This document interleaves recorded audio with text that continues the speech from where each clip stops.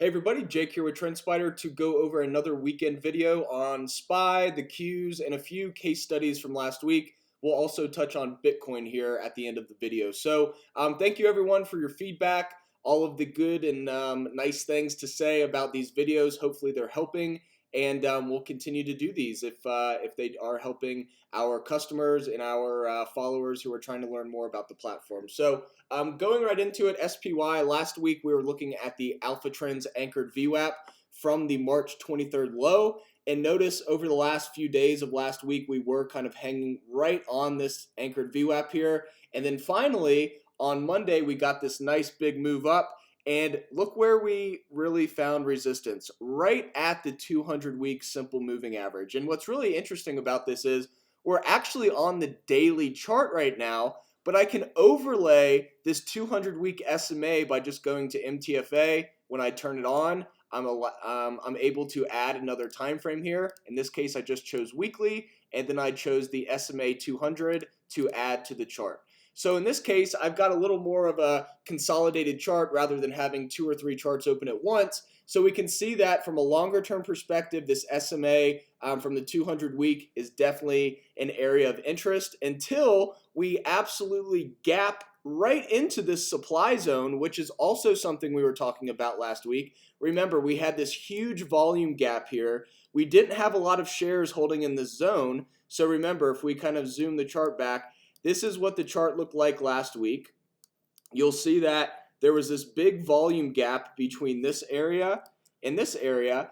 And so we knew if the price got in this area right here, there wasn't a lot of friction. And you can see what happened. The price was easily able to jump right into this supply zone, got rejected immediately, pulled back to the SMA 200 from the weekly, and then we bounced off and continued up. Notice that we are having some trouble breaking through this area now. So what's really interesting about this is the fact that you can see these volume bars are getting bigger. So last week, most of these volume bars were the same. And so you can see this volume bar here is getting bigger. So to me, that tells me, sure, there was supply above, but that doesn't necessarily mean that we're going to pull back. If there's supply above, but demand is outpacing any of that supply right here, we're going to continue up. And so what you see with this big volume bar right here is essentially people coming in and actually kind of distributing shares here. People who are breaking even, there's someone there to actually buy them up, and that's why this volume bar is getting bigger, and that's why we've seen a continued increase up here. So what's really interesting on the weekly chart is the fact that we are kind of right at a crucial level of resistance based on anchoring the VWAP from this February low here. So you'll see that, let me get rid of this VWAP. You'll see that this area, this big bar from February 2018 when we just absolutely crashed, this anchored VWAP from this point in time has acted as support not only once, twice, 3 times, but now it's acting as resistance last week. So we'll have to see kind of what happens. And usually, remember, I'm anchoring this volume by price from the start of this megaphone pattern. And you'll also see here, if we kind of zoom in and we delete some of these things, since this point in time, we do have a gap above. I mean, if the price started to really break through here, it's very similar to last week. There's not a lot of volume holding above until we get to around 288 to 293. So the price is back into what we call like this volume gap if we do break above next week. So remember, the volume gap essentially just allows price to move very quickly because there's not a lot of friction of supply and demand kind of going on there. There's not a lot of supply until you get to the 289 to 293 zone, and that's essentially just these 2 big volume bars right here.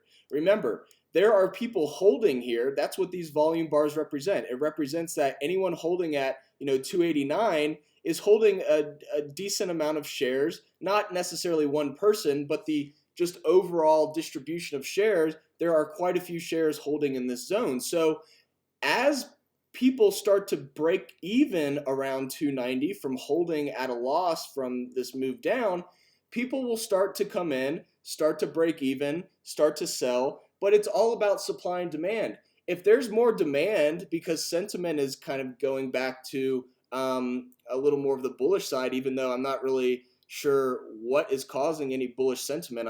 All I see is bad news, but you have to remember a lot of this was already priced in. But regardless, let's say we break through, people start to break even here, they start to sell. That's why you may find some resistance in this zone, just because you're kind of getting another supply area where supply may, at least for the short term, outpace demand. And whenever supply outpaces demand, you have the price drop. Whenever demand outpaces supply, you have the price increasing to get back to that equilibrium. So this is SPY. It'll be interesting to see if this volume gap fills above. I really don't know what's going to happen there, because at the end of the day, nobody does. We just use these areas as levels to watch what could happen.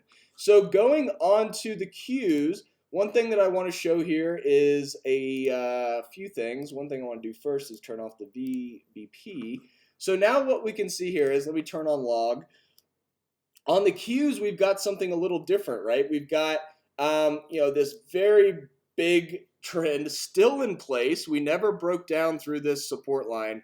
And what's interesting here is we're finding resistance right at this previous area of resistance that we were holding for a while before the market just absolutely started to melt up into November. So, we're right back to this area.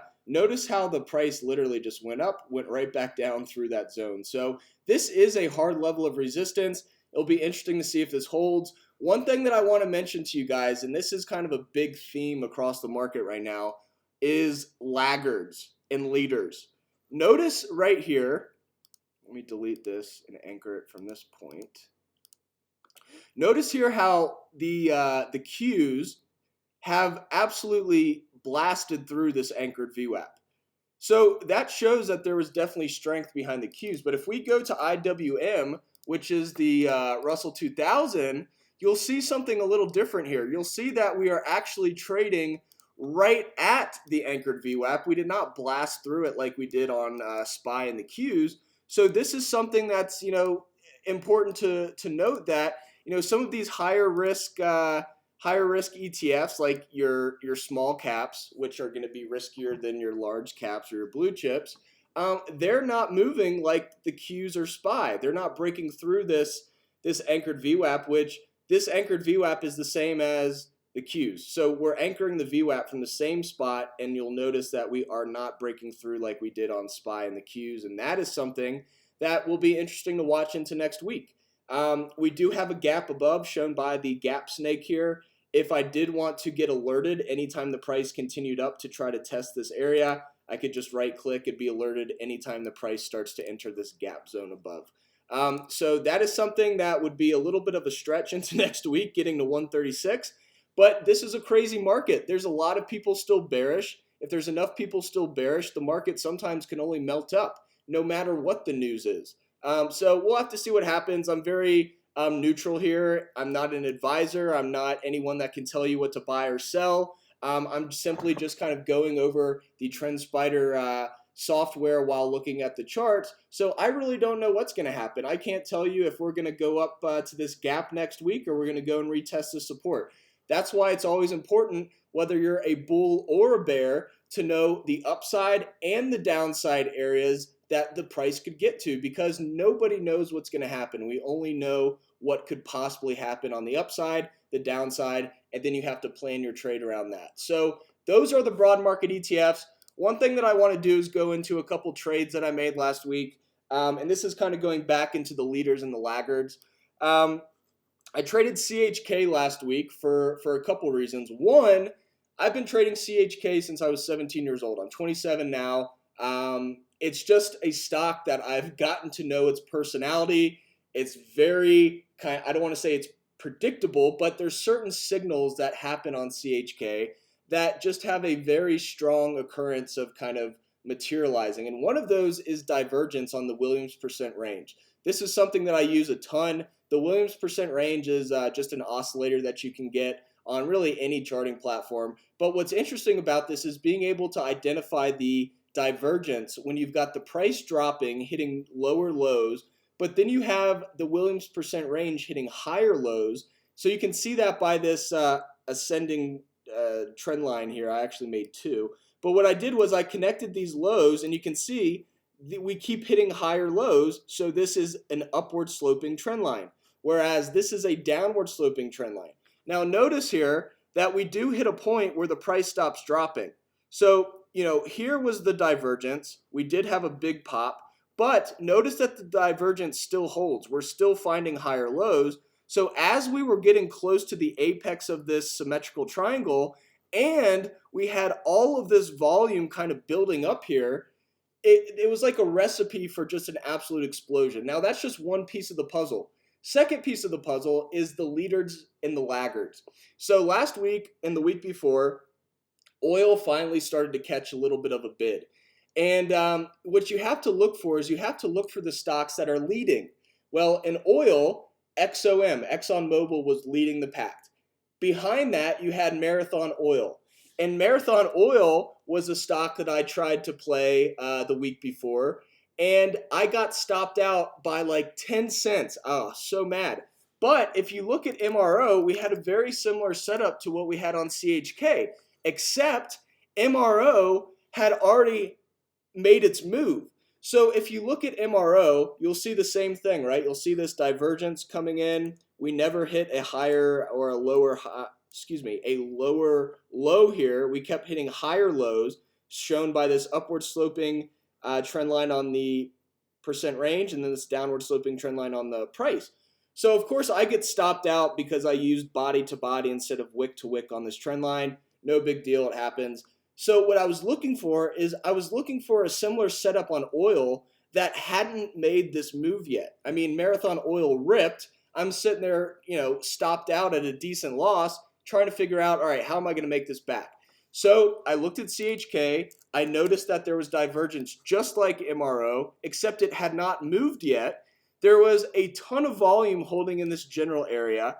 And in general, it was a laggard. CHK generally is lagging sometimes in the oil market. So I was looking for some type of speculative play just on oil in general, because you had the OPEC plus meeting, and there wasn't a lot of high expectations going into that meeting. So naturally, if there's not high expectations going in, you don't need a lot of good news to move the price. And so oil initially ripped, and you can see CHK ripped right up to this anchored VWAP right here. I mean, right to it. And that was my sell zone. If you look before, this has been a sell zone before. If we highlight these zones, we've got this area here was a big rejection. Here was a big rejection. Here was a rejection. And then here was a rejection. So naturally, once we got to this anchored VWAP and oil started to show weakness, I got out and actually was able to make up the losses on MRO and other and make some money on top of that. So finding these leaders and these laggards will help you kind of almost get an idea of what may happen before it even happens, because you've seen it in a leader before. You're just playing the laggards that haven't done that. So that's an example. Another one that I want to go into is Disney. This is one that I used essentially playing the anchored volume by price and the anchored VWAP. What I did here, I didn't use the lower indicator. I simply was just looking at a few things, right? I anchored the volume by price. And remember, if you anchor the volume by price, you can do that by simply moving this line. If you don't see this vertical line when you're on TrendSpider, just scroll back in time and it's generally somewhere back here. Sometimes you have to find it. But in this case, I've got it. I'm anchoring it from this reversal point here. This was a big candle. It looked like we were going to break out. We completely reversed, and then that was kind of the trend changer from there. Notice how the anchored VWAP acted as resistance nicely until we just started to waterfall here. And so naturally, we had another laggard. The market was ripping. If we look here, this was the high for Disney. So, Disney actually had a higher candle here than February 19th. So just because we anchored from February 19th on SPY doesn't mean we have to anchor from February 19th on Disney. Remember, we are anchoring from the status quo change. Before this, the price was kind of in just this regular kind of limbo, and then you've got this big, this may have been earnings, I'm not sure, honestly. I think it was. And so that's an even more important reason to anchor it from this point, because earnings changes the entire status quo of the the stock because new information is out. The status quo is different from yesterday because there's new information people are digesting. So that's why I'm anchoring it from February 5th instead of February 19th. So just a little lesson on anchoring there. This is something Brian Shannon taught me. He's the master at anchoring, and he's the one, obviously, who created the AlphaTrends anchored VWAP. So this was clearly an area of resistance above. Disney was lagging because remember, if we were when we were looking at SPY and the Qs, we were already broken through this anchored VWAP up here, but we had not even come close to it here. We had this ascending triangle, and we had a ton of volume creating kind of a base here for price. So what I did was on April 8th, this was Wednesday, you could see that the price was kind of hovering right above this ascending triangle. You could see that the broad markets were absolutely ripping, but Disney was having trouble here. And so what I did was I entered 200 shares into the last 45 minutes of trading. I scaled in at $100.26, 100 shares. I scaled in another 50 shares at $100.61. And then I did my final scale in at 101.57 for another 50 shares. And so what I did was simply bought that into the close. And then what happened after hours?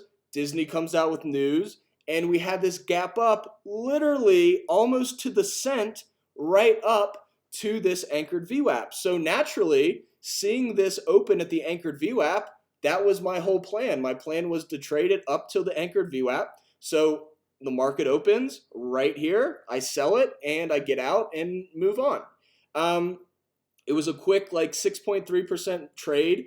Got out at 107.36, and you can see what happened. The market kind of pulled back from there. So this has definitely been a market where you get these gap ups, and then they fade into the rest of the day. So kind of playing the into the close and then into the open the next day has been pretty fun to do. We'll have to see what happens here. This is kind of a function of the market. The market is still kind of making or breaking a lot of these stocks. If the market starts to turn over, Disney's probably going to turn over as well, because a lot of these stocks are still trading just some type of move that SPY's doing, whether that's lower or higher based on the beta, which simply just means is it moving more relative to SPY or less. So that's something also to check out. But all in all, I did want to go over a couple examples here that I actually did trade last week to show you guys how to utilize these features. They're not just theoretical. You can actually use them in real life. And then one thing we'll go over is Bitcoin. I know a lot of people like to look at Bitcoin. I personally don't trade it because I like to sleep.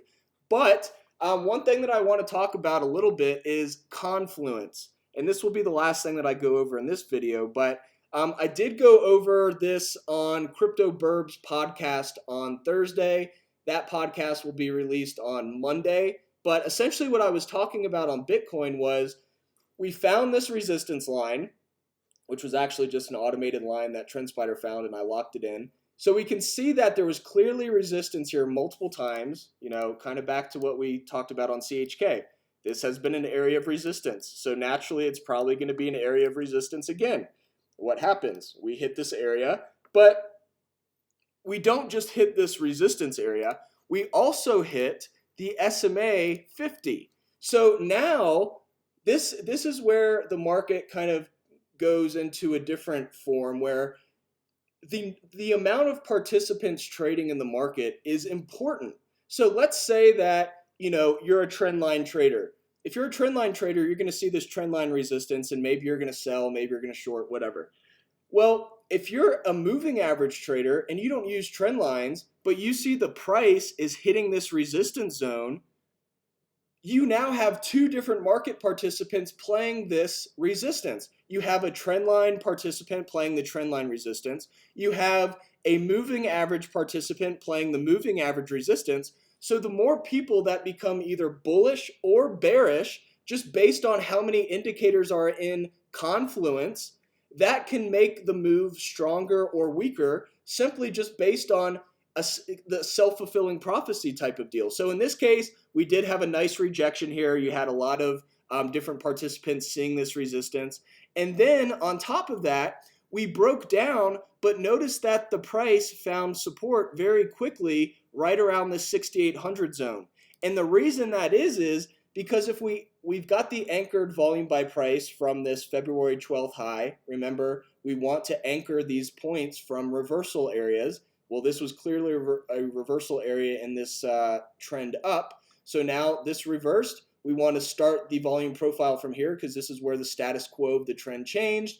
And so then, since February 12th, we can see a majority of shares are holding right around this zone. So this is our point of control right here. So it's not a shocker that the price is holding at this area because there's so many shares holding here. It's going to be hard for the price to drop down because all of these people at this point are break even. If people are break even, they're probably not going to sell unless some type of news event comes out that causes them to take a loss. But you'll see that the price is respecting this area simply because you've got a lot of previous demand here from people buying here before the move up. So, that is something you really have to keep in mind is, let's say that there was no volume here. And let's say that most of the volume was holding down here. Let's just imagine that this volume is holding here. Well, in that case, if there was no volume holding here, we know that most of that volume is holding around the 5,500 zone. That means a lot of people are in profits down here. So the price, if there was no volume here, the price you could see would probably gravitate very quickly back down to this area because people start to take profits. But since most of those holders are holding at this area, they're break even. They're not going to sell because they're not going to make any money. So this is where supply and demand really come into play. You have to know where the buyers are. You have to know where the sellers are, i.e. supply and demand. And you'll be able to really pick up some different perspectives on the market that you may have not done before.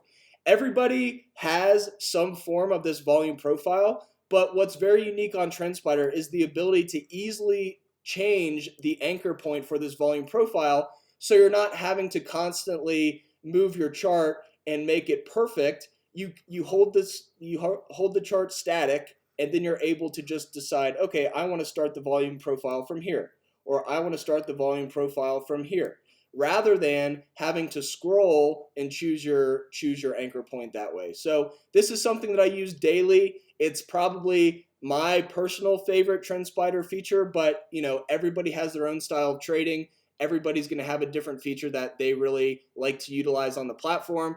But hopefully this video helps you understand a little more about the charts we post, as well as some of the features that really make this platform one of the most unique platforms out there for technical analysis. Thank you everybody for listening in. Happy Easter, happy Passover. Thank you all for everything that you do, all the feedback. It motivates us to only make more of these videos, and we'll see you next weekend.